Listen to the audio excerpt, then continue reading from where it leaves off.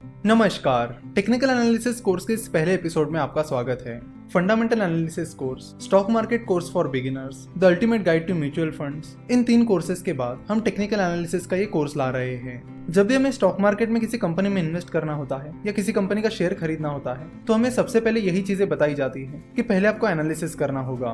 फिर हमारे दिमाग में अगला सवाल ये आता है कि एनालिसिस कैसे किया जाता है, कौन कौन से टाइप्स के एनालिसिस होते हैं और किन सिचुएशंस के लिए कौन सा एनालिसिस हमें करना चाहिए। तो आपको बता दूं कि बेसिकली 2 तरह के एनालिसिस होते हैं, टेक्निकल एनालिसिस और फंडामेंटल एनालिसिस। तो पहले टेक्निकल एनालिसिस की बात करते हैं। टेक्निकल एनालिसिस में कंपनी के शेयर प्राइस और कंपनी के वॉल्यूम का एनालिसिस किया जाता है और उनका एनालिसिस करके उस कंपनी की फ्यूचर प्राइस को प्रेडिक्ट किया जाता है। वही फंडामेंटल एनालिसिस का तरीका अलग होता है। जिन लोगों ने फंडामेंटल एनालिसिस का कोर्स किया है उन्हें फंडामेंटल एनालिसिस की डिटेल जानकारी मिल गई होगी। फिर भी जिन लोगों को फंडामेंटल एनालिसिस पता नहीं है उनके लिए हम फंडामेंटल एनालिसिस के कुछ बेसिक चीजें रिपीट करते हैं। तो फंडामेंटल एनालिसिस में कंपनी के मैनेजमेंट का एनालिसिस किया जाता है कि कंपनी का मैनेजमेंट कैसा है, उनके एथिक्स कैसे हैं, कंपनी कॉर्पोरेट गवर्नेंस को फॉलो करती है या नहीं करती है।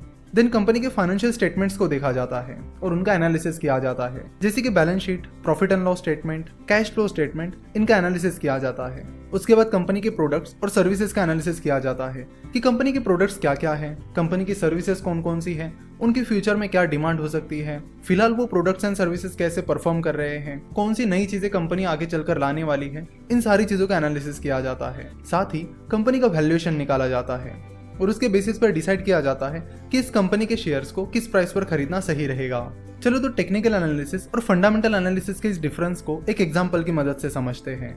मान लीजिए कि आप फ्रूट्स खरीदने एक फ्रूट सेलर के पास जाते हो और आप उस फ्रूट सेलर से बिना फ्रूट्स की क्वालिटी देखे और बाकी चीजें देखे उस फ्रूट को खरीद लेते हो, क्योंकि इससे पहले 5 बार आपने उस फ्रूट सेलर से फ्रूट्स खरीदे थे और आपने जितनी बार भी उससे फ्रूट्स खरीदे हैं फ्रूट्स अच्छे निकले हैं और इसीलिए आप इस बार भी बिना कुछ देखे उस फ्रूट सेलर से फ्रूट खरीद रहे हो, क्योंकि उस फ्रूट सेलर से खरीदे हुए सारे फ्रूट्स पहले अच्छे निकले थे। तो ये होता है टेक्निकल एनालिसिस, जिसमें आप पास्ट परफॉर्मेंस के बेसिस पर फ्यूचर को प्रेडिक्ट करने की कोशिश करते हो। यानी कि पिछले 5 बार फ्रूट्स अच्छे निकले हैं तो आपने ये प्रेडिक्ट कर लिया कि इस बार भी फ्रूट्स अच्छे ही निकलेंगे, इसलिए आपने उस फ्रूट सेलर से फ्रूट्स खरीद लिए हैं। वही अगर आप उस फ्रूट सेलर के पास जाते हो और आप फ्रूट्स की क्वालिटी चेक करते हो कि फ्रूट कैसे है, साथ ही आप उन्हें हाथ लगाकर चेक भी करते हो कि क्वालिटी भी सही है या नहीं। उसके अलावा आप फ्रूट सेलर का भी एनालिसिस कर रहे हो कि वो फ्रूट सेलर कैसा है, वो अच्छे फ्रूट्स बेचता भी है या नहीं, वो अच्छे फ्रूट्स बेचकर अच्छा बिजनेस करता है या फिर कुछ भी बेचकर बस पैसे कमाने की कोशिश करता है, जिस प्राइस पर वो फ्रूट्स बेच रहा है वो सही है या नहीं। ये सारी चीजें जब आप चेक करते हो तब आप फंडामेंटल एनालिसिस कर रहे होते हो।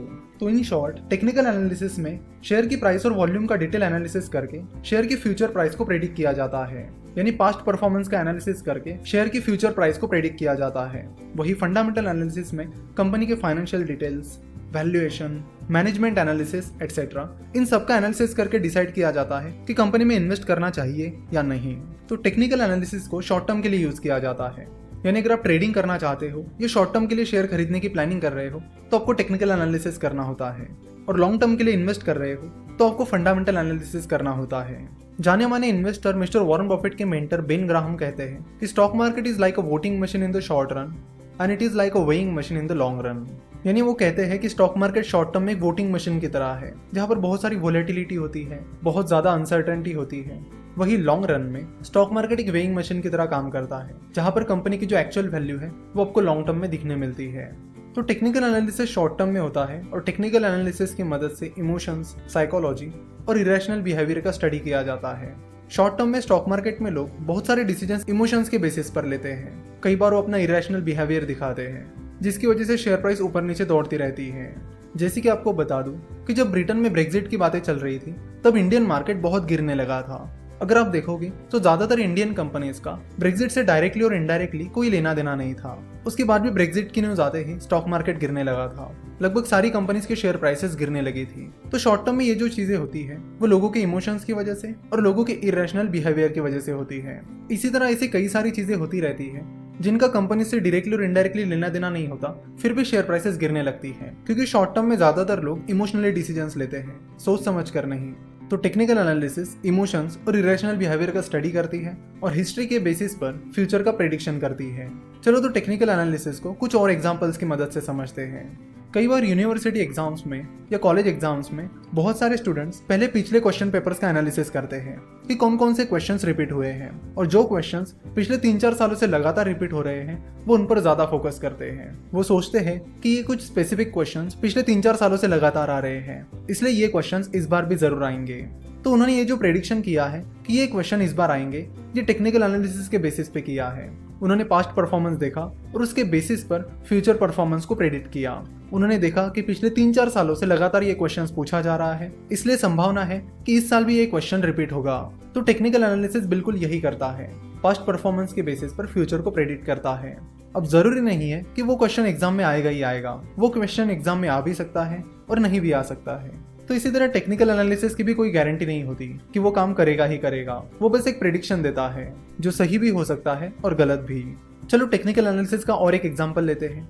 हम सभी का एक दोस्त ऐसा होता ही है जो बोलता है कि मैं 10 मिनट में आ रहा हूँ और फिर आधे घंटे बाद आ जाता है। तो शुरुआत में 1-2 बार जब आपका वो दोस्त आपसे कहता है कि मैं 10 मिनट में आ रहा हूँ और आधे घंटे बाद आता है, तो उसके बाद से अगर आपका वो दोस्त आपको नेक्स्ट टाइम बोलता है कि मैं 10 मिनट में आ रहा हूँ, तो आप पहले ही दिमाग में प्लान करके रखते हो कि आपका ये दोस्त आधे घंटे बाद आएगा और आप उसके अनुसार अपनी प्लानिंग करते हो। तो अगेन आपने ये जो डिसीजन लिया है वो टेक्निकल एनालिसिस के बेसिस पर लिया है। तो ये था टेक्निकल एनालिसिस का इंट्रोडक्शन। नेक्स्ट पार्ट में हम टेक्निकल एनालिसिस की हिस्ट्री के बारे में बात करेंगे, उसके बाद हम जापानीज कैंडलस्टिक चार्ट के बारे में बात करेंगे और उसके अलग अलग टर्मिनोलॉजीज के बारे में भी जान लेंगे। तो आज यहीं पे रुकते हैं और आशा करते हैं कि आपको टेक्निकल एनालिसिस क्या होता है ये समझ में आया होगा। तो नेक्स्ट लेक्चर से हम टेक्निकल एनालिसिस को शुरुआत करेंगे।